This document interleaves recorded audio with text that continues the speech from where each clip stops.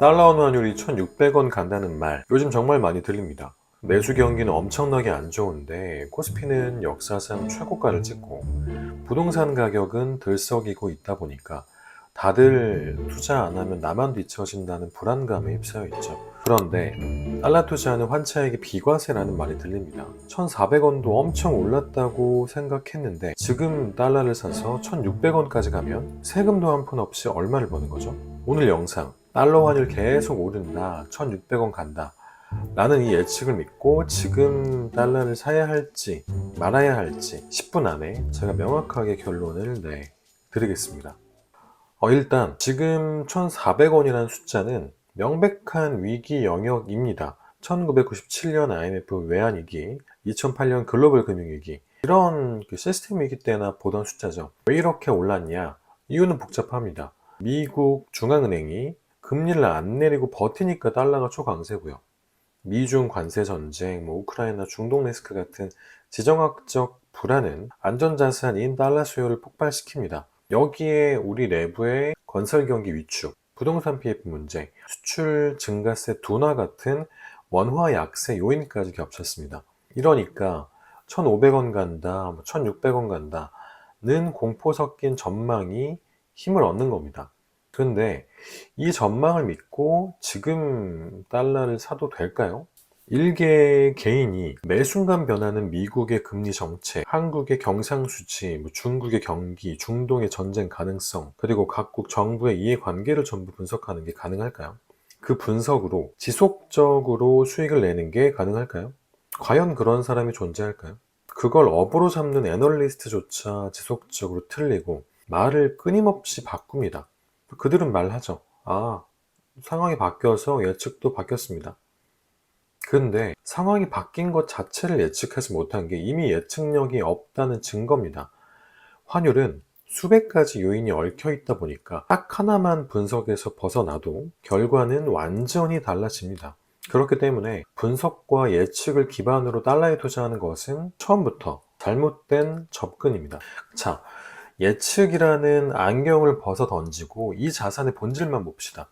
지금 보시는 게 한국은행에서 제공하는 1997년부터 현재까지 27년간의 환율 차트입니다.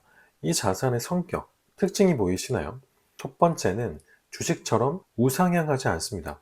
두 번째는 특정 평균값을 중심으로 위아래로 끊임없이 움직이는 평균 회귀라는 강력한 특징을 보입니다. 이 자산의 성격 자체가 평균을 중심으로 위아래로 움직이는 거고 현재 이 1,400원이라는 위치는 그 성격에 비추어 볼 때 통계적인 극단에 와 있다는 사실을 누구나 판단할 수 있습니다. 최근 이제는 1,400원 수준이 뉴노멀이다 라는 말이 나오는데 그 말인즉슨 오랜 기간 동안 가진 자산의 본질적인 특징이 바뀌었다라는 주장에 베팅하는 것과 같습니다. 물론 그럴 수도 있겠지만 그 확률이 얼마나 될까요? 기억하실지 모르겠는데 2022년 10월 달러원 환율은 1,440원을 찍었었습니다. 1,600원 간다 그런 말이 그때도 일부 있었습니다. 그런데 불과 3달 만에 1,200원대 초반까지 수직 낙하했죠. 일본 중앙은행이 장기금리 상승을 용인하고 미국 연준의 고강도 긴축 기조가 꺾였다는 평가가 나오면서 극단적으로 쏠렸던 달러 매수세가 썰물처럼 빠져나간 건데 중요한 건 그 누구도 그렇게 환율이 빠르게 진정세를 보일 것이라고 예측하지 못했다는 사실입니다. 아니 근데 요즘 원화 가치도 빠르게 떨어지고 있다는데 달러가 휴지가 되는 것도 아닐 테니까 그냥 존버하면 되는 거 아닌가요? 이게 바로 우리가 경계해야 할 치명적인 착각입니다. 여러분, 삼성전자 주식에 물리면 1년에 4번 뭐가 나오죠? 배당이 나옵니다. S&P 500 ETF에 물리면 그 500개 기업이 밤낮 없이 돈을 벌어오면서 기업 가치가 상승을 하죠. 즉 주식은 스스로 가치를 창출하는 생산 자산입니다. 근데 1달러 지폐는요 10년 뒤에도 20년 뒤에도 그냥 1달러입니다. 세계 최고의 투자자 워렌 버핏이 왜 환율 변동에 베팅하는 통화 투기를 하지 않는지 아시나요?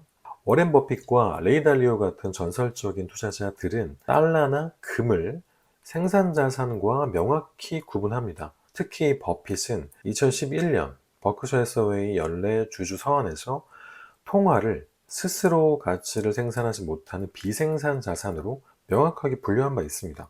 가치를 창출하지 않는 비생산 자산에 그저 환차익만을 목적으로 투자해서 역사적 고점에 물린다. 그러니까 이건 내 돈이 일할 수 있는 모든 기회, 그 기회비용을 그냥 쓰레기통에 던지는 행위입니다. 자, 오늘의 결론입니다. 1,400원이라는 이 환율 수준의 달러를 사야 할지 말아야 할지 명확하게 답을 드립니다. 오직 환차익만을 목적으로 사는 사람, 전문가들의 예측, 전망에 기반해서 달러를 산 뒤에 그보다 높은 환율에 팔겠다는 투기적 목적이죠. 이건 평균 회귀라는 본질에 역행하고 앞서 말한 기회비용까지 날리는 도박입니다. 절대 사지 마세요. 원화 가치 하락을 방어하는 보험으로 보거나 내가 매수한 달러를 생산자산화하려는 사람은 환율 1430원, 1450원 그때라도 달러를 조금씩 사시면 됩니다. 여러분, 지금 은행에 넣어둔 여러분의 원화 가치가 매년 녹아내리고 있다는 사실을 아시나요? 통계청 소비자 물가지수를 보면 알 수 있습니다. 통계청 소비자 물가지수에 따르면 2015년을 100으로 놓고 2025년 현재를 보면 약 122에서 125 수준으로 예상되는데, 이 말인즉슨 10년간 물가가 20에서 25% 상승을 했고 원화의 실질 가치가 그만큼 감소했다는 의미입니다. 1억 원의 구매력이 8천만 원 수준으로 줄어버린 거죠. 지난 10년간 원화의 구매력은 처참하게 하락했고 지속적으로 하락하고 있습니다. 여러분의 자산 100%가 원화에 다 몰빵되어 있다면 그 구매력 하락 위험에 그대로 노출된 겁니다. 이 리스크를 분산하기 위해 내 자산의 일부를 달러로 바꿔놓는다. 그렇게 바꾼 달러로 미국 주식이나 채권처럼 스스로 가치를 창출하는 진짜 생산 자산에 투자할 계획을 세운다. 이 두 가지 목적이라면 1,400원, 1,450원, 1,500원 이라도 조금씩 계속해서 달러를 사둬야 합니다. 원화의 가치, 원화의 실질 가치가 장기적으로 하락하고 있기 때문에 자산의 일부를 달러와 같은 기축통화 자산으로 분산하는 건 매우 필수적인 리스크 관리 전략입니다. 다시 한번 강조하지만 달러 자체는 수익형 자산이 아닙니다. 다른 자산이 폭락할 때 가치가 유지되는 특성을 가진 자산이자 미국 주식, 채권과 같은 생산 자산을 사기 위한 총알입니다. 여러분은 그저 환차익을 목적으로 평균 회귀라는 본질적인 특성을 무시한 채 투기를 하실 겁니까? 자산 배분을 하실 겁니까? 달러 투자의 성패는 환율 수준이 아니라 여러분의 목적이 결정합니다.